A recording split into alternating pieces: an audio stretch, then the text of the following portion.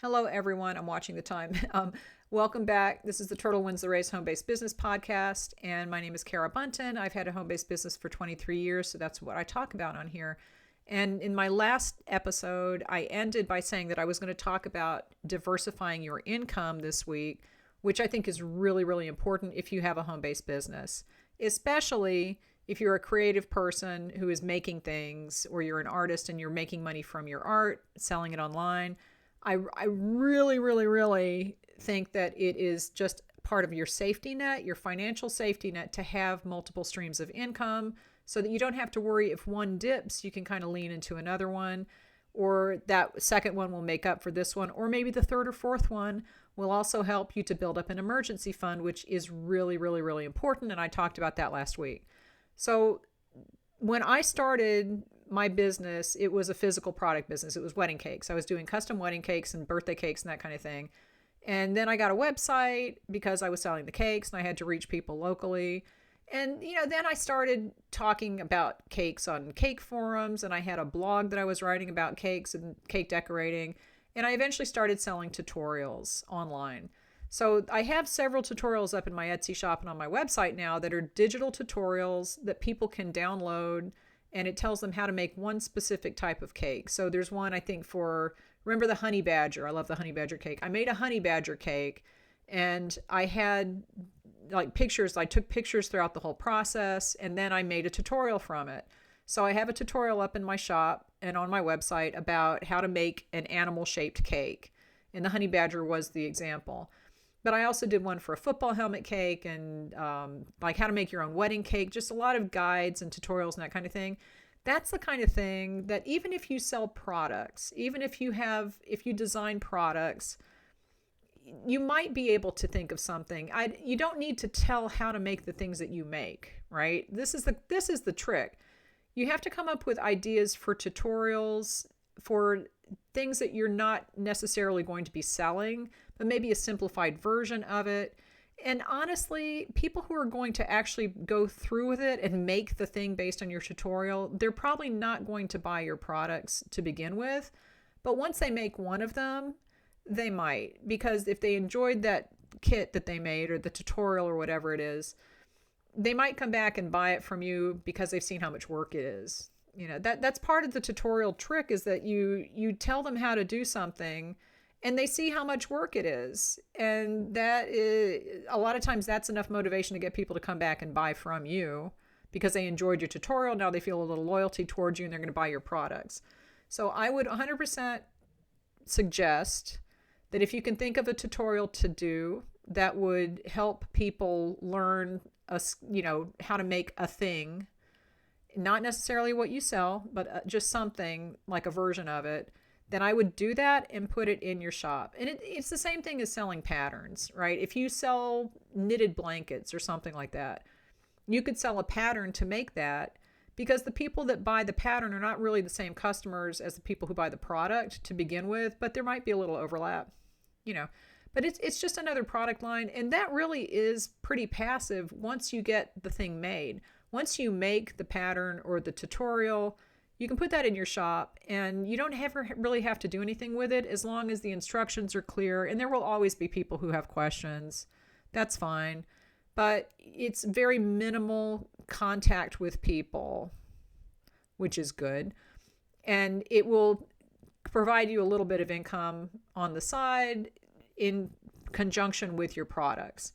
And this is something that we've talked about in my eShop Success program, and I'll talk about classes in a minute because I think that's really important too. But tutorials and kits, if you can put kits together for your products, and again, don't do it for the ones that you make, right? Have it be a lower cost version of it, or just a simplified version of your designs. If you can put kits together, some people enjoy making things, and if they come to your shop and they see there's a kit for this, they might buy that instead. And I know that there are people who have been pretty successful selling both the final finished product and the kits. It's kind of a different customer base, and there will be a little overlap, but you will reach the people who want to make things themselves if you have a kit. And if you don't, that's a whole group of people who you're not going to be able to sell to. So think about kits, think about tutorials, and add those to your shop inventory if you think that fits your brand. All right. Now, if you sell really high-end jewelry or something like that, you probably don't want to do that. Just make sure that it makes sense for your business, but that is an option for most people if you want to go that route. Another thing that you can do is sell classes. All right. Now, I sell tutorials, like I said, but I also sell classes, obviously, about selling online. So the classes that I do require kind of a lot of updating and a lot of contact with the people who have purchased the classes, because I have Facebook groups for all of them, because it's about things that change, right? They're things that change, and they're based on other people's platforms. OPP. They're based on other people's platforms, and don't, sue me if you understand that reference. I told my husband, how great a commercial would it be for York Peppermint Patty if they had them singing, "You down with York PP? Yeah, you know me." Nobody ever asked me. I actually sent that into the company because they had a suggestion. They haven't taken me up on it. And if you know what I'm talking about, that's completely not something that anybody would ever make a commercial with, but you never know. You never know. You never know. Okay. So, and if they do it, it was my idea. Just saying. Now I forget what I was talking about. Okay. Oh yeah. The classes that I make are on other people's platforms, so I have to update them a lot. So there are a lot of classes where you buy and you never hear from the person again. It's a one-off kind of thing. It's like, this is how to do this one specific skill, and that's it. That's really what you should be targeting. If you are a maker, a designer, that kind of thing, if you have a skill that you can teach people, then do a class for it and sell it to your email list. This is the thing. You have to sell it to somebody. And that's the difficult part with classes, is that you have to have a platform for it. You can use YouTube if it's a video thing, or if it's just a tutorial they can download. Most classes now have videos as part of the component. It's up to you. And I do have a class about making a class, and that's available in my classes. It's a little complicated when you're making the decisions about where to host it and that kind of thing. But once you have everything set up, then all you have to do is market it. If you don't enjoy the marketing part of it, though, it might not be a good option for you. But if you have classes that you offer, that is an extra stream of income. And even if you sell, if you have it priced at $40, and most people don't price their classes as low as I do it low just because it's kind of side income, and I price them low to keep it affordable for people. But most people price their classes higher. And so even if you sell one every couple of weeks, then that's still a little extra money coming in. It all adds up. But, if you feel like doing a class, I think it's a really good option, because everybody who makes something is going to be able to teach somebody something. You know something that somebody else doesn't know. And a really good way to kind of promote that is on YouTube. If you have a YouTube channel and you have an audience on YouTube, usually people will be interested in following you in other places, buying a class from you. A lot of people make a full-time income on YouTube by selling products. It's not YouTube ad income, it's selling classes and tutorials and that kind of thing.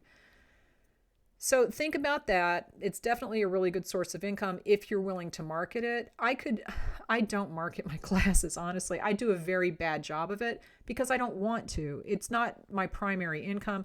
I don't really care to market it. I used to do launches. Too much work. I don't like it.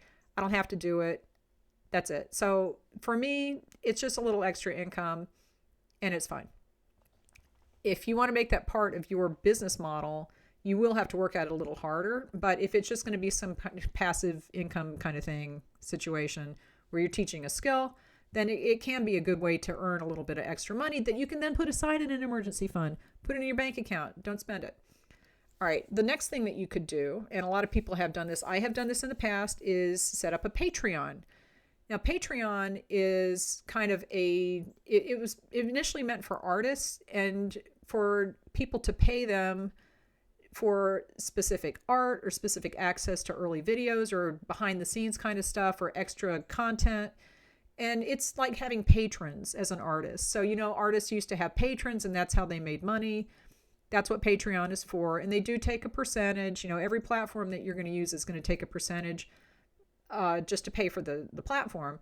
But it is a good way to make a little extra money. Now, I was doing Patreon, doing Etsy shop reviews and SEO reviews, and it was a lot of work.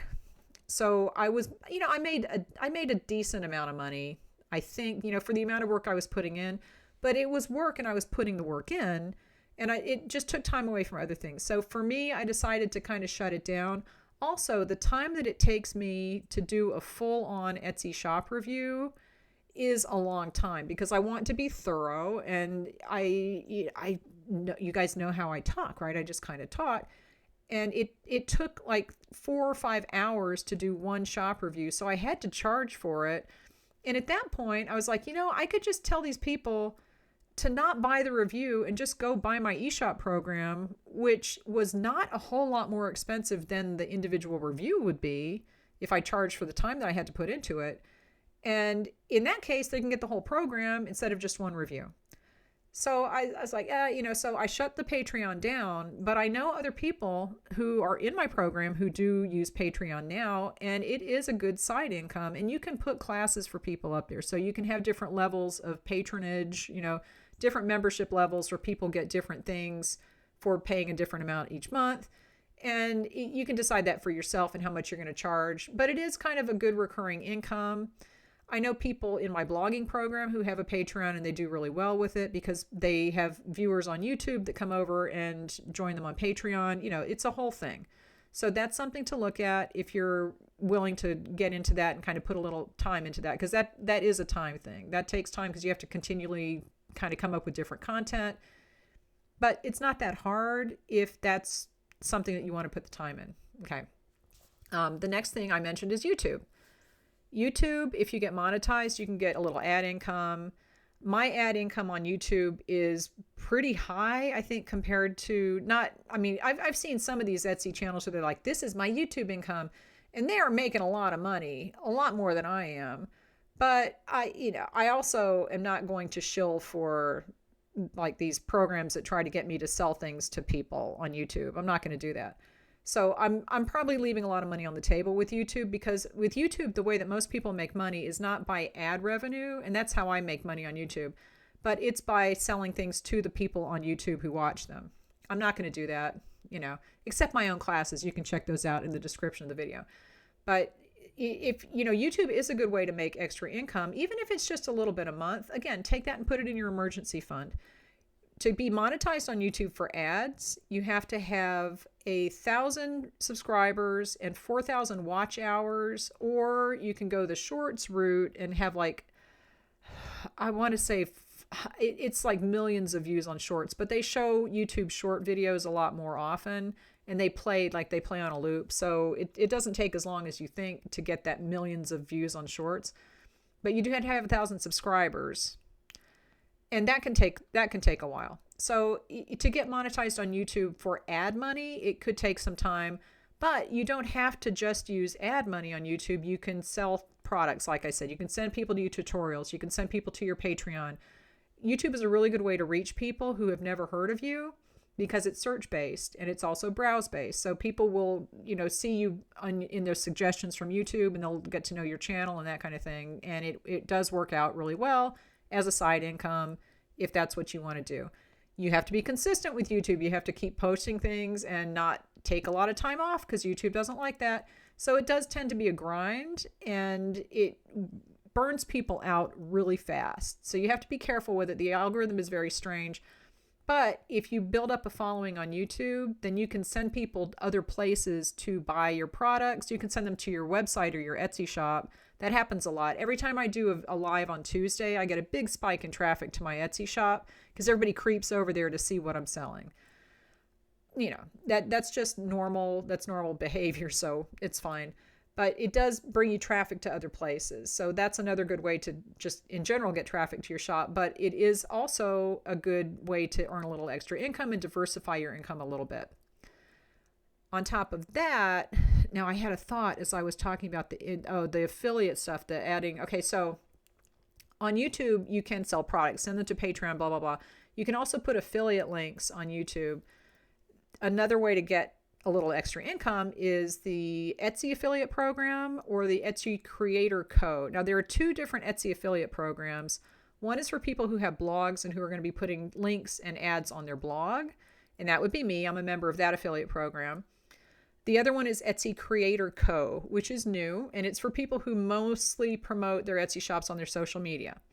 If you apply to that one, then you can post links on your social media. I can post links anywhere. I mean, you can really post links anywhere, but it's really aimed at people who use social media primarily, as opposed to people who have a blog. And it's for Etsy shops. You can promote your own Etsy shop with your affiliate links and get basically what amounts to as a fee reduction on Etsy. And that comes in handy. You know, it's extra income that offsets some of the Etsy fees, so you get to keep a little bit more of your profit. So affiliate programs are good. The only thing with affiliate programs is you have to be very careful about the disclosures, and you have to follow the rules of each platform that you're posting on. So, you know, if Etsy says, yeah, you can post on this platform, Pinterest is the weird one. And you have to do Pinterest affiliate links very specifically to follow the rules of not just Pinterest, but Etsy. And a lot of times I see affiliate links on Pinterest that are not allowed, and that can get you kicked out of the program, and it's a legal thing because of the Federal Trade Commission and disclosures and all that kind of stuff.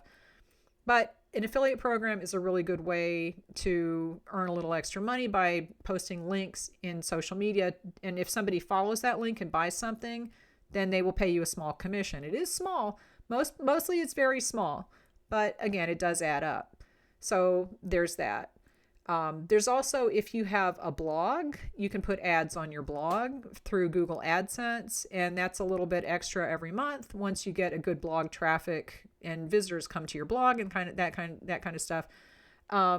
It does take time. All of this stuff takes time. So I would think about it and start now. But the easiest thing to do is to start with the tutorials that maybe you're like, I'm not going to do tutorials. I don't like doing patterns. Just do a couple. And pattern writing is not easy. Pattern writing is very specific and it's not easy. So it could take you time to make a pattern or do a tutorial. And if you do a good one, it is going to take you some time. But once you make it, you can post it and then you don't have to do anything else to it. And you will have to answer questions from people.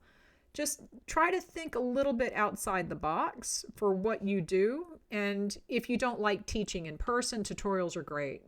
If you enjoy teaching in person, you can go teach a class in person because there's community centers and libraries and visual art centers in every town, every city, and they're always looking for people to be instructors. There's a lot of different things that you can do to earn money with your creativity. And I would have at least 3 or 4 in place. Don't just rely on your website or Etsy. I would have a bunch in place. I earn money from Etsy, from my website, from YouTube with the ads. I earn money from my blogs with ads from Google on there. I have affiliate links. I'm up to 5 now. I have affiliate links. I used to have Patreon. I have tutorials and stuff like that, but that's really part of my business, so I won't count that. I have at least 5 or 6 different sources of income now. And at one point before I started Etsy, I had 11 because I remember I was doing my taxes at the end of the year and it was like this 1099, this 1099. They were just coming in from all of these different places. So I had a lot of different sources of income and it all adds up. Like I said, if you only get, $500 a year from something, but you have 10 of those, that's $5,000. And I'm not going to throw that in the toilet. So, if people say that's nothing, oh, really? Well, then you can give me that money and I will take it because I don't think that's nothing. Anyway, just be willing to think a little bit outside the box, and you should be able to find a few different ways to make different income and build up that emergency fund or just be able to pay your bills a little bit easier. So leave me any questions and I will talk to you next week.